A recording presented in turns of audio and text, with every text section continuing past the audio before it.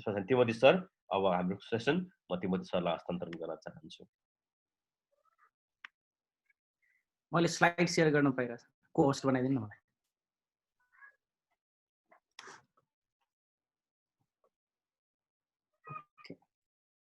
तपाईहरु सबैजनालाई जय मसी। मेरो घरमा बत्ती गएको कारणले गर्दा यता छिमेकीकोमा आएर यहाँ चलाइरहेको छु।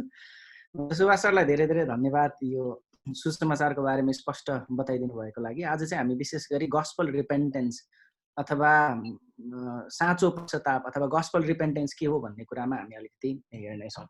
सबभन्दा पहिला मैले तपाईँलाई सेयर गर्न खोजेको कुरा भनेको चाहिँ मानिसहरूले 3 प्रकारले परमेश्वरसँग अथवा सम्बन्ध राख्ने गर्दछन् भनेर भनौँ न, अथवा संसारमा 3 प्रकारका मानिसहरू हुन्छन्। एउटालाई भनिन्छ इरिजियन, जसले धर्ममा विश्वासै गर्दैन, जसलाई नास्तिक भनेर पनि हामीले भन्न सक्दछौँ। अनि जुन व्यक्तिहरूले अब परमेश्वरकै आस्था राख्दैनन् उनीहरूलाई पश्चाताप गर्नुपर्छ भन्ने कुराको अवगत छैन। अर्को मानिसहरू हुन्छन् जो चाहिँ धर्मकर्म, जसलाई चाहिँ रिलिजियस मानिसहरू भनेर भनौँ अथवा धार्मिक मानिस भनेर भनौँ। उनीहरू चाहिँ आफ्नो पापको लागि मात्रै पश्चाताप गर्दछन्। मैले गल्ती गरेँ, मैले गल्ती गरेँ, मैले परमेश्वरको व्यवस्थालाई उल्लङ्घन गरेँ, अनि खाली आफ्नो धर्मकर्मको लागि मात्रै पश्चाताप गर्ने व्यक्तिहरू चाहिँ रिलिजियनको क्याटेगोरीमा पर्दछन् भने अर्को यस्ता प्रकारका व्यक्तिहरू हुन्छन् जसलाई चाहिँ सुसमाचार अथवा गस्पल क्याटेगोरीमा राखेको छु मैले, कि उनीहरूले आफ्नो पाप मात्रै होइन तर जुन धर्मकर्ममा आफूले आस्था राखेका छन् त्यो आस्थाको निम्ति पनि उनीहरू पश्चाताप गर्दछन्। केवल पापको निम्ति मात्रै होइन, मैले मेरो धर्ममा विश्वास गरेँ, क्रुसलाई भन्दा बेसी येशूले गर्नुभएको काममा भन्दा पनि बेसी जब मैले मेरो काममा मैले बेसी फोकस गर्दछु ती कुराहरूको निम्ति पनि मैले पश्चाताप गर्नुपर्छ भन्ने गस्पल रिपेन्टेन्सले चाहिँ हामीलाई सिकाउँदछ। यसलाई अझै इलाबोरेट गर्नुभन्दा अगाडि सबभन्दा पहिला हाम्रो रिपेन्टेन्स अथवा यो पश्चातापी कल्चर कस्तो छ भन्ने कुरा म तपाईँलाई सेयर गर्न चाहन्छु। यो मेरो आफ्नै अनुभव पनि हो, त्यही भएर म मेरो अनुभवबाट म बताउन चाहन्छु। सबभन्दा पहिला के हुन्छ भन्दाखेरि यसलाई मैले साइकल अफ सेल्फ इफोर्ट भनेर राखेको छु। यो चाहिँ स्व प्रयासको चक्र। हाम्रो पश्चाताप कुन बेलामा सुरु हुन्छ भन्दाखेरि चाहिँ डिसेम्बर 31 जब ह्याप्पी न्यू इयर भोलिपल्ट हुन्छ अनि आज बेलुका चाहिँ के गर्ने हो भन्दाखेरि चाहिँ क्याम्प फायर गर्ने हो। अनि क्याम्प फायर गरिसकेपछि विगतका वर्षहरूमा के कुरा गर्न सकेन सबै रिफ्लेक्ट गर्ने हो। अनि रिफ्लेक्ट गरिसकेपछि अब आगामी वर्षमा के गर्ने भन्दाखेरि चाहिँ सबभन्दा पहिला योजना बनाउने, रेजोल्युसन भनेर भनौँ न। ल गएको वर्षमा मैले बाइबल पढ्न सकेन, अर्को पालि चाहिँ म 5 बजे उठेर बाइबल पढ्छु। गएको वर्षमा मैले यो त्याग्न सकेन, अब आउने वर्षबाट चाहिँ म यो त्याग्छु, त्यो त्याग्छु, यो गर्छु, त्यो गर्छु भनेर सबैभन्दा पहिला हामी के गर्छौँ भन्दाखेरि चाहिँ योजना बनाउँछौँ। अनि त्यो योजना केही बेर सफलता पनि हुन्छ, तपाईहरुले पनि अनुभव गर्नुभयो होला हैन। नयाँ वर्षको केही दिनसम्म 10-15 दिनसम्म त मजाले जान्छ, तर त्यसपछि के हुन्छ भन्दाखेरि चाहिँ योजना विफल हुन्छ। किनकि जब तपाई आफूले मात्रै कोसिस गर्नुहुन्छ, सो प्रयासले गर्दा गर्दा गर्दा थाक्नुहुन्छ अनि त्यसपछि हाम्रो योजना त्यहाँनिर विफल हुँदछ। अनि जब योजना विफल हुन्छ त्यो बेलामा हामी के गर्छौं भन्दाखेरि अझ धेरै मेहनत गर्ने गर्दछौं। हामी मान्छेहरुबाट डिस्कनेक्ट हुन्छौं। कति मानिसहरुसँग त हामीले सम्बन्ध पनि कट अफ गर्न थाल्दछौं। र त्यति मात्रै होइन, मैले आफूलाई तुलना गर्न थाल्छु के। तुलना कसरी गर्छु भन्दाखेरि चाहिँ त्यो भन्दा त म अलिकति राम्रै हो नि, त्यो जतिको पापी पनि होइन, त्यसले 2 बोतल खान्छ मैले त 1 बोतल मात्रै त हो नि, त्यो जस्तो व्यभिचारी पनि होइन म भनेर के गर्न थाल्छु भन्दाखेरि चाहिँ आफूलाई कम्पेयर गर्न थाल्छु, अरूसाइज गर्न थाल्छु, आलोचना गर्न थाल्दछु। र त्यसपछि मैले गरेको काममा मैले अहिलेसम्म जति मेहनत गरेँ त्यसमा म घमण्ड गर्दछु, आफ्नो पापको डिफेन्ड गर्दछु र अझ धेरै स्ट्र्याटेजीहरू बनाउँछु। अनि यी सबै प्रयासमा पनि के हुन्छ भन्दाखेरि चाहिँ तपाईँ चाहिँ विफल बन्नुहुनेछ, किनकि आफ्नो प्रयासले तपाईँ र म अगाडि बढ्नै सक्दैन, मैले अनुभव गरेको कुरा। र त्यसपछि के हुन्छ भन्दाखेरि हामीलाई एक प्रकारको आत्मग्लानि हुन्छ। ओहो, हिजो गर्दिन भनेको फेरि आज गरेँ, म कहिले नसुध्रिने भएँ भनेर एक प्रकारमा ग्लानि हामीलाई हुँदछ। अनि हामी लाजमा पर्दछौँ, अनि लाजमै हामीले हाम्रो जीवन चलाइरहेका हुँदछौँ। अनि यही नै चक्रमा तपाईँ र मेरो जीवन घुमिरहन्छ। योजना बनाउने हो, केही समय सफलता हुन्छ, त्यसपछि घमण्डले प्रफुल्लित हो, केही समयपछि काम लाग्दैन, त्यसपछि फेरि अझ धेरै मेहनत गर्ने हो, फेरि हामी फेल खान्छौँ, त्यसपछि गिल्ट अनि त्यसपछि शेम। आज तपाईँ र मेरो पश्चातापी कल्चर के यस्तै छैन र यसो विचार गर्नुहोस् त एक्चुअली। अस्ति ग्यादरिङमा प्रचार गर्दाखेरि मैले के भनेको थिएँ भन्दाखेरि चाहिँ मैले पश्चाताप किन गर्न जरुरी छ भन्दाखेरि किनकि मैले जुन पश्चाताप गरेको छु त्यो पश्चाताप आफैमा स्वार्थी भएको छ। मैले गरेको पश्चाताप यति धेरै स्वार्थी भएको छ कि म किन पश्चाताप गर्छु भन्दाखेरि किनकि म अरूको अगाडि राम्रो देखिनु पर्ने छ नि त। म किन पश्चाताप गर्छु भन्दाखेरि मलाई आशिष गुमाउनु मन छ नि त, परमेश्वरको आशिष आउँछ नि त। त्यति मात्रै होइन कि हाम्रो भेटी दिने शैली पनि एकचोटि हेरौँ न। भेटी दिने शैली पनि यति धेरै स्वार्थ भएको छ कि म अझ धेरै फलको आशा राखेर परमेश्वरलाई दिन्छु। यो लङ्गुर बुर्जा खेला जस्तो के घड्याक घड्याक घड्याक घड्याक गरे 10 को 15 10 को 15 10 को 15 1 रुपियाँ दियो भने परमेश्वरले 10 रुपियाँ दिनुहुन्छ। आज हाम्रो हरेक जीवनशैलीदेखि लिएर भयभरको सबै कुराहरूमा परमेश्वरको विद्रोह जन्मिएको छ भन्ने क्या आज तपाईँ र मैले कस्तो तरिकाले पश्चाताप गर्नुपर्ने? What is true repentance? साँचो पश्चाताप चाहिँ के हो त? अथवा गस्पल रिपेन्टेन्स के हो भन्ने कुरालाई अब हामी हेर्नेछौँ। मर्कुसको पुस्तकमा येशूले भन्नुहुन्छ, उहाँको यो प्रचार आरम्भको कुरामा येशूले भन्नुभएको छ, बप्तिस्मा लिइसकेपछि जब उहाँ के अरे 40 दिन शैतानको परीक्षा र परमेश्वरले लिनुभएको जाँचमा उहाँ पास हुनुहुन्छ। पास भइसकेपछि चाहिँ येशूले आएर भन्नुहुन्छ पश्चाताप गर र सुसमाचारमा विश्वास गर। Repent and believe in the gospel. पश्चाताप गर र सुसमाचारमा विश्वास गर। यी दुवैवटा कुरालाई आज हामीले हेर्नेछौँ। सबभन्दा पहिला हामी जाउँ पश्चाताप गर। What is repentance? पश्चाताप भनेको के हो? पश्चाताप भन्ने शब्दलाई ग्रीक भाषामा मेटानोया भनेर पनि भनिन्छ। अनि यो मेटानोया भनेको के रहेछ भन्दाखेरि चाहिँ a change of mind, a change of heart, a change of behaviour and change of direction. Metanoia अथवा पश्चाताप भनेको के रहेछ भन्दाखेरि हाम्रो विचारको परिवर्तन, हाम्रो हृदयको परिवर्तन, हाम्रो व्यवहारको परिवर्तन र हाम्रो चालको परिवर्तन। चारवटा कुराहरू इन्भल्भ हुँदैछ मेटानोयामा अथवा पश्चातापमा। विचारको परिवर्तन, हृदयको परिवर्तन, व्यवहारको परिवर्तन र चालको परिवर्तन। मेटानोया भनेको यो रहेछ। भनेको मतलब हामीले सुनेको पनि त्यही नै हो कि पश्चाताप भनेको के हो भन्दाखेरि चाहिँ 180 डिग्रीमा फर्कनु भनेर पनि हामीलाई सिकाएको छ। फर्कने त कहाँनिर फर्कने भनेर अहिले दोस्रो पाठमा हामी कुरा गर्नेछौँ। तर पश्चाताप भन्ने शब्दलाई अझ गहिरिएर हामी अलिकति विचार गरौँ। थोमस वाटसन भन्ने एकजना व्यक्ति हुन्छ, उहाँले चाहिँ द डक्ट्रिन अफ रिपेन्टेन्स भन्ने किताब लेख्नु भएको छ। र यो डक्ट्रिन अफ रिपेन्टेन्समा उहाँले साँचो पश्चातापको 6वटा विशेषतालाई उहाँले जोड दिनुभएको छ। साँचो पश्चाताप अथवा ट्रु रिपेन्टेन्समा के हुन्छ भन्दाखेरि चाहिँ सबैभन्दा पहिला पापको अवगत हुन्छ अरे। आउनुहुँदैछ दिपक तल। हजुर दिपक हुनुहुन्छ। दिपक कृपया आफ्नो माइक म्युट गरिदिनु होला, धन्यवाद। साँचो पश्चातापको विशेषताहरूमा के हुन्छ अरे भन्दाखेरि सबैभन्दा पहिला तपाईँ र मैले हाम्रो पापलाई देख्नु पर्यो अरे। किनकि देख्दै नदेखेसम्म, पापको अवगत नभएसम्म तपाईँ र मैले पश्चाताप गर्न सक्दैन। सो द फर्स्ट थिङ के हो भन्दाखेरि you and I need to realise that we have fall short of glory of God. परमेश्वरको महिमासम्म पुग्नबाट म चुकेको छु, मैले पाप गरेको छु भन्ने कुराको अवगत मलाई हुनु पर्यो, साइट अफ सिन हुनु पर्यो, मैले पापलाई देख्न पर्यो। र दोस्रो भनेको के हो भन्दाखेरि चाहिँ पापको निम्ति म शोक मनाउनु पर्यो। बाइबलले भनेको जस्तो होइन के अरे ईश्वरीय शोकले चाहिँ आज तपाईँ र मलाई बचाउँछ भनेर भनेको छ। जब जब तपाईँ र मैले पाप गर्दछौँ परमेश्वरको हृदय तुड्दछ भन्ने कुरालाई तपाईँ र मैले याद गर्नु पर्दछ। यहाँनिर टिम केलरले एउटा कोटेसन लेख्नु भएको छ, धार्मिक पश्चातापले अथवा धर्म कर्ममा आधारित भएर गरेको पश्चातापले के भन्छ अरे भन्दाखेरि मैले परमेश्वरको आज्ञा तोडेँ भनेर भन्छ अरे। तर साँचो पश्चातापले के भन्छ अरे भन्दाखेरि मैले परमेश्वरको हृदय तोडेँ।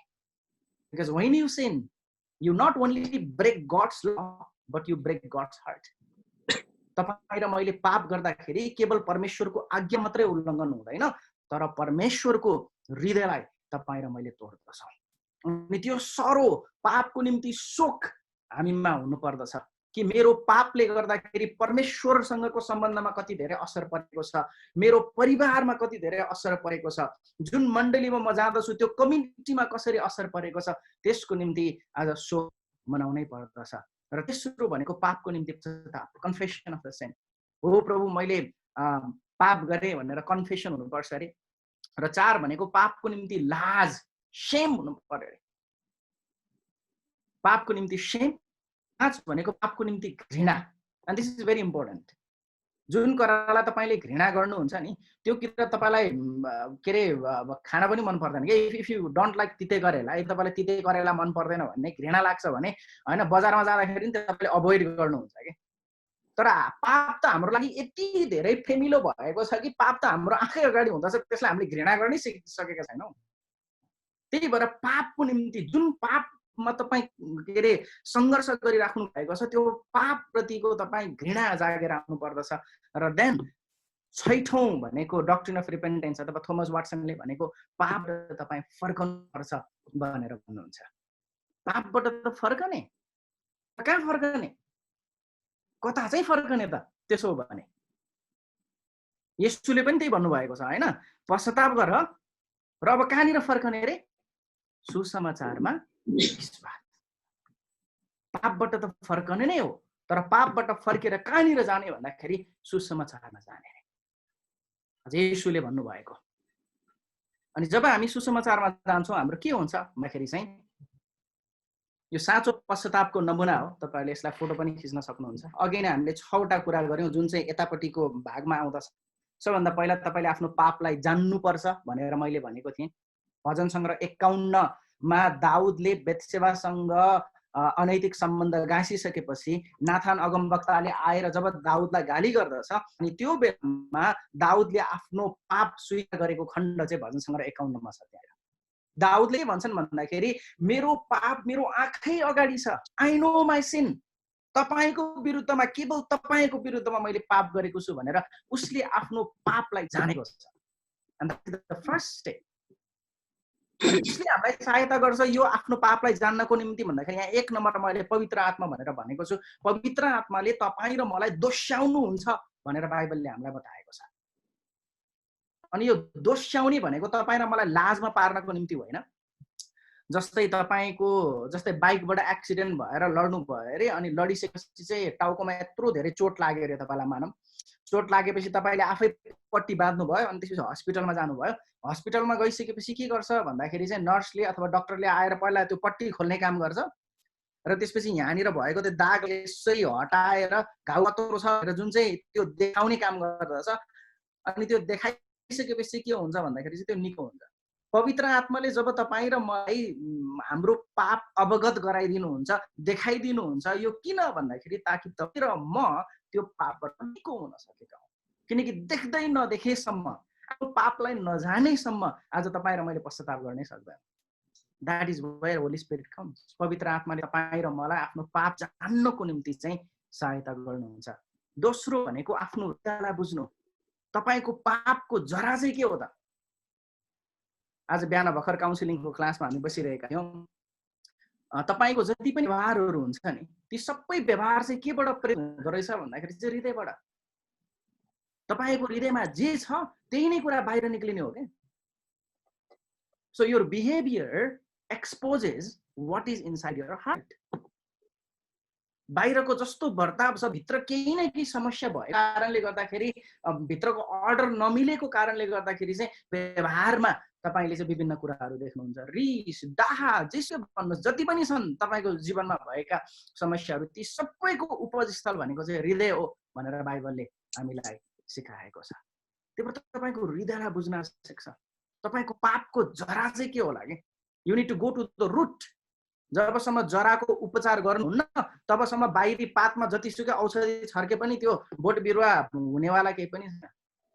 खनजोत गरेर मलजल गरेर जरालाई अलिकति मजबुत बनायो भने त्यसपछि रुख अलिकति बढी हुने भनेको।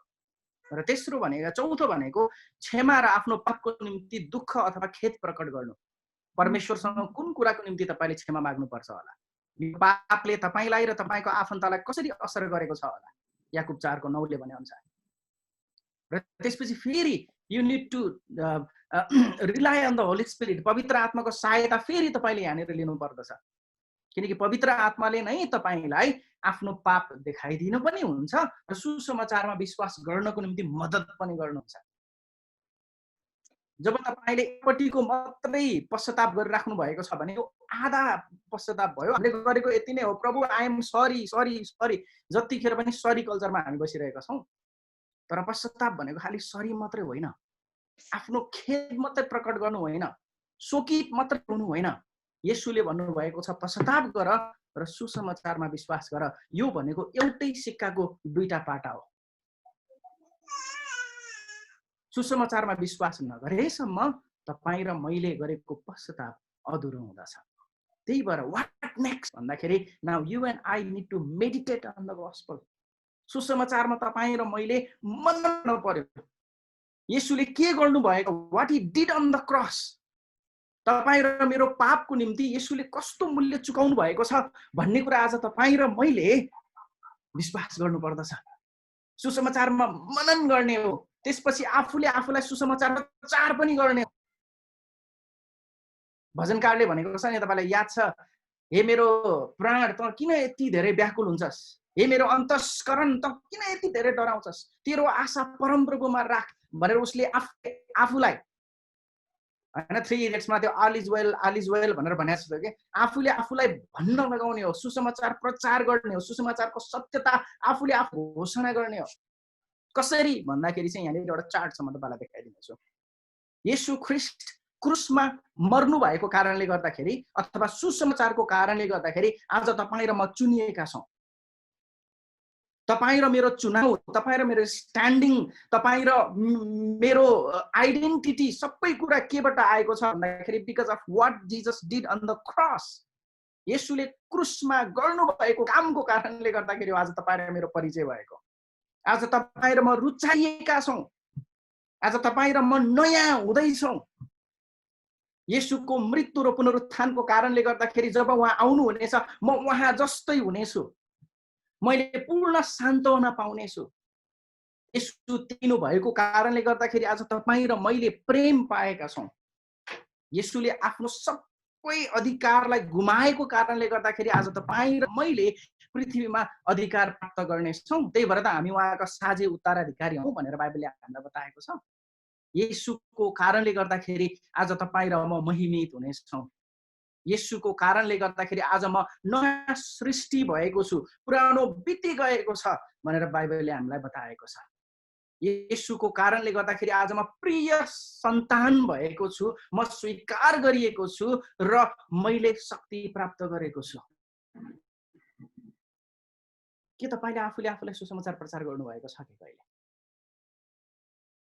कि अझै पनि आफै दोषी महसुस भएर हे म त कहिले पनि सुध्रिन नसक्ने रहेछु, म त खत्तम रहेछु भनेर I am sorry it's okay, उ त्यसले नि त पाप गर्छ, त्यो भन्दा त अलिकति कम त गरेको हो नि भनेर कम्पेयर एन्ड क्रिटिसाइज गरेर मात्रै बसिरहेका छौँ। Have you preached the gospel to your heart? आफ्नो हृदयलाई तपाईले सुसमाचार सुनाउन सक्नु भएको छ कि छैन होला? What is your identity? सुसमाचारको कारणले गर्दाखेरि तपाईको परिचय के भएको छ होला? त्यो ग्यापमा तपाईले आफै फिल अप गर्न सक्नुहुन्छ कि? And when we look at the cross, जब तपाईँ र मैले उसमा हेर्छौँ नि, जुन सुसमाचार हो, अनि सुसमाचार भइसकेपछि अघि नैको हाम्रो त्यो प्याटर्न जस्तो अब म शक्तिहीन भएको छैन तर मैले शक्ति प्राप्त गरेको छु। सुसमाचारको कारणले गर्दाखेरि आज म दोषी भएको छैन, मेरो झुटो उभ्याइ छैन, तर म धर्मी ठहरिएको छु।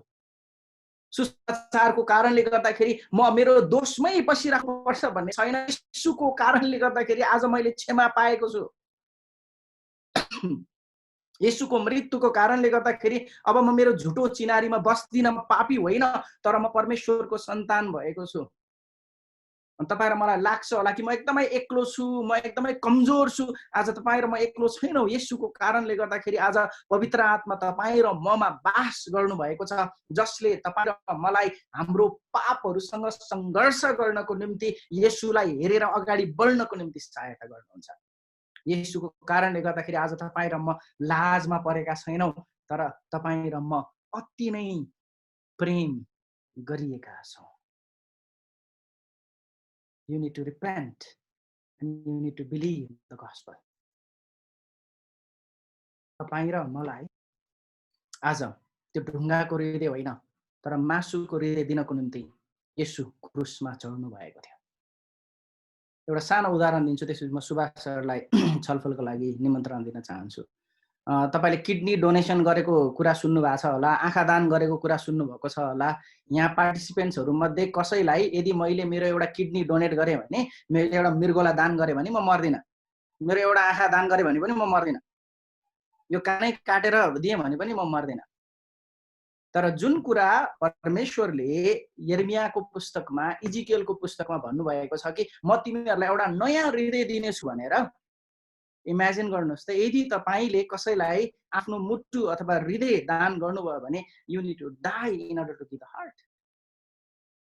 And that is what happened on the cross. क्रुसमा भएको ठ्याक्कै त्यही हो। तपाई र मेरो पुरानो पापले जकडिएको यो हृदयले परमेश्वरलाई देख्नै सकेको थिएन, परमेश्वरलाई प्रिय मान्नै सकेको थिएन। हामी आफ्नै धर्म कर्ममा रमाएका थियौँ, हामी सुसमाचारदेखि अलग भएका थियौँ। अनि येशू आउनुभयो, क्रुसमा जानुभयो र तपाई र मैले केही नयाँ हृदय प्राप्त गरेका छौँ। एउटा यस्तो हृदय जसले केवल आफ्नो पापको निम्ति मात्रै पश्चाताप गर्दैन, तर येशू बाहेक जुनसुकै कुरामा यदि मैले घमण्ड गरेको छु भने त्यसबाट पनि क्षमा माग्नको निम्ति मलाई यसले अघि प्रेरित गर्दछ। र त्यति मात्रै होइन, म कमजोर भएर बस्ने होइन, तर आफूले आफूलाई मैले सुसमाचार गरेर येशूले मेरो निम्ति के गर्नुभयो भन्ने कुरालाई मनन गरेर अगाडि बढ्नको निम्ति मलाई सहायता गर्नुहुन्छ। That is the gospel shaped repentance. सुसमाचारीय पश्चाताप भनेको यही नै हो। परमेश्वरले तपाईहरु सबैजनालाई आशीष दियोस्। सुभाष सर। धन्यवाद तिमोथी सर तपाईको यो प्रेजेन्टेसनको लागि। कता हराए म?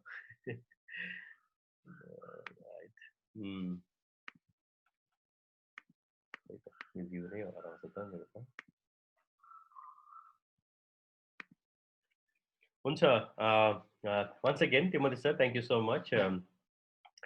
म अहिले केही समय तपाईहरुको बीचमा आजको प्रस्तुतिको प्रश्न उत्तरहरू राख्न चाहन्छु।